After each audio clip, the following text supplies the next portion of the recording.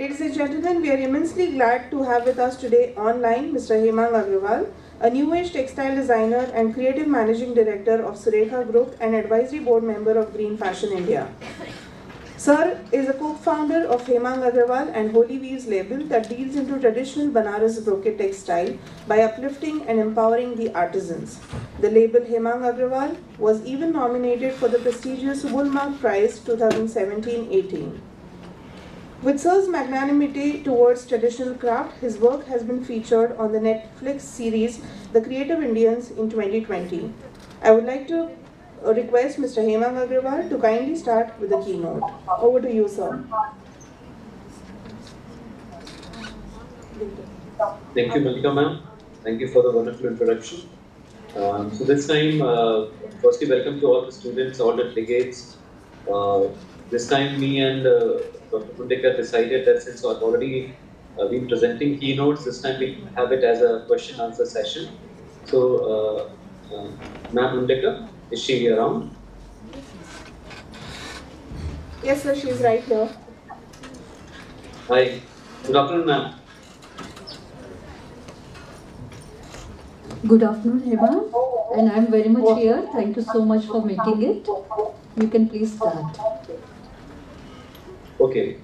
We have been through many presentations today, and obviously all of us have seen the different facets of what green fashion means to everyone. Obviously, in the Western context, it has always been more about how to keep the environment green and how to, sustainability of lives is basically what the Western inference of green fashion has been. Whereas for a country like India, a country which is so rich in crafts, which is so rich every 100 kilometers, where not just the language changes, but even the craft traditions change, for us, sustainability of livelihoods is also very important. And the same point was actually even raised by Honorable Vice Chancellor during her initial address. So with that, it's Green Fashion Conference is always, I always call it as a melting pot of different opinions, and it is a movement. Obviously, when this movement was started by NKSSL and SOF, initially it was people were not aware, but over the years we have seen that everybody has come together. This is one thing which all of us think very, very sincerely about, which all the people whom we have been able to associate with this moment think very seriously about. And again, the concept of taking Indian crafts forward and making Indian garment industry, adapt sustainable processes is what this movement basically entails. As about me, as Malika ma'am has already informed, that I have been working in the field of handlooms and handmade textiles. I work out of Banaras. Banaras, as all of you might be aware, that it's one of I call Banaras the last remaining bastion of handlooms at an industrial scale. Handlooms across the world, if you go, they are now limited to studios. You go to Japan, you go to some parts in Mexico, you go to Europe. It's only a few exponents who are practicing handloom. But as we saw, Mrs. Nachiar's presentation today as well, you could see that handloom in India is not limited to studios. Handloom in India is also something which is deeply pervasive into our lives on a daily basis. So we have to also think of the sustainability of the livelihoods of these artisans, that we are able to create products using handloom, using handcrafts, and even involving some bit of mechanization into these processes. And we can make products which are for today, which the customers don't really, buy or adapt just because they are made on a handloom, but the customers need to adapt it because they are fantastic products. They are products which you would anyways buy, even if you did not know whether it comes from out of a handloom or some sort of a mill. So that is where we need to take this moment that it cannot be green fashion or sustainable fashion, cannot just be for a charitable cause. It is a noble cause, but it is not a charitable cause, the way I see it. We cannot tell any consumer, and especially when I'm addressing most of you are students today, so you will learn that many of you whom I have met over the years, I can see how sincerely you feel about the sustainability, how sincerely you feel about green fashion. But I always tell each one of them that sustainability is not about the final product, it's about the processes. Your product ultimately has to be something which is excellent, your product has to be something which needs to be very well designed, and customer needs to adapt it because of the product which it is, and you have to ensure that your processes are sustainable. And essentially that's what Indian crafts are also about. Indian crafts, the craft is not in a product, craft is in a process. A same sari woven on a Banarsi handloom can, a very similar sari, something which looks visually very similar, can be woven on a power loom. The fabulous saris which, for example, which Mrs. Najjar showed in her presentation, the fabulous products which Adrian and Catherine showed in their presentations, many of them are handmade. And trust me, we cannot, it's handmade versus machine made is no longer a zero-sum game. Obviously, machines also make some fantastic products, and you cannot be fighting for the same share of pie. I always say that handloom and handmade have a different pie altogether. So we have to ensure that we are creating products which are acceptable to everybody. Whenever you girls, you boys design, you have to think of the consumer. And sustainability is for yourself. Sustainability is not for the consumer. It is that you adapt these processes while you design, while you manufacture. That's my take on sustainability.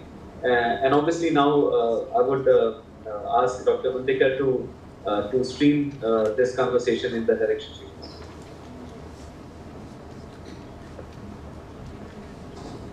Surely, Hemang.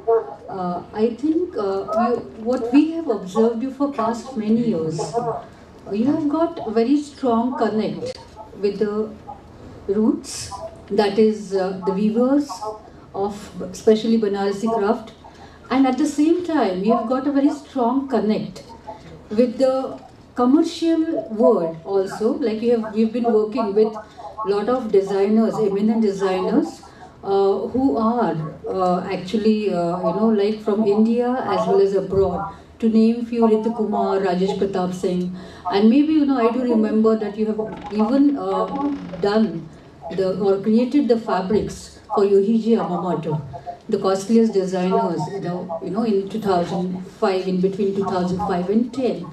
So, what is your maybe take when it comes to roots? How much it is possible for a person to be there with crafts and art and to take it really commercially.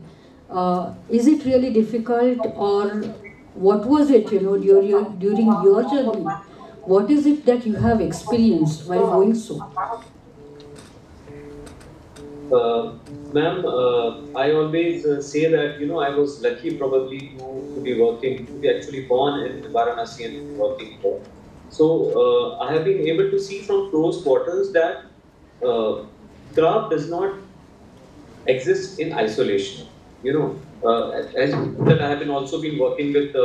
I have been lucky to work with some of the great masters of fashion across the world, including Europe, including Japan, and in India. And for many of them, I see that they have a very different take on crafts and textiles than how we presume it to be.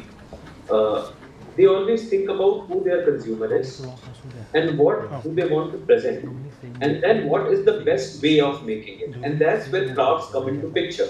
That all the luxury brands, they obviously care a lot about the processes, about the great techniques which are there, not just in India, but different parts of the world.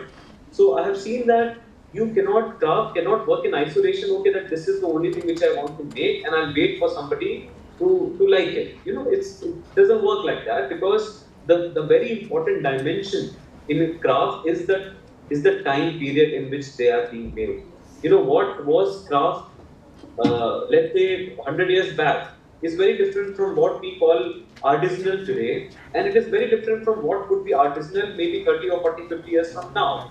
So it's not that technology is not a part of craft. See, for example, whenever we talk about let's say if we talk about weaving, we talk about the great, amazing jacquard techniques which are being adopted in Varanasi, in parts of Madhya Pradesh, in deep south. So this also was a space-age technology about 100 or 150 years back. When jacquard attachments were invented, they were as advanced a technology as they can be. In fact, many of you might be aware that Alan Turing, whom we call the founder of computer, actually designed the first computer with the inspiration of a jacquard loom, the binary system. So that's what I have seen, that you have to always think about the times you are living in, the technologies which exist, and then to marry it with the craft. I've been lucky to be working with some of the greatest exponents of this craft, master weavers in Varanasi, who have been very open to new suggestions, new ideas. So when I had launched my eponymous label, my own label, the idea was that we present craft in a way which is, in an avatar which is very contemporary. So whatever I do in my label, some of you might are aware of the kind of stuff which we do under the label Hemang Agarwal. The others can probably look up something on the internet or Instagram. You realize that in this label, we are not doing anything which has already been done. We try to create new kind of textiles which speak about today. We try to create, marry it with silhouettes which all of you want to wear in today's day and age.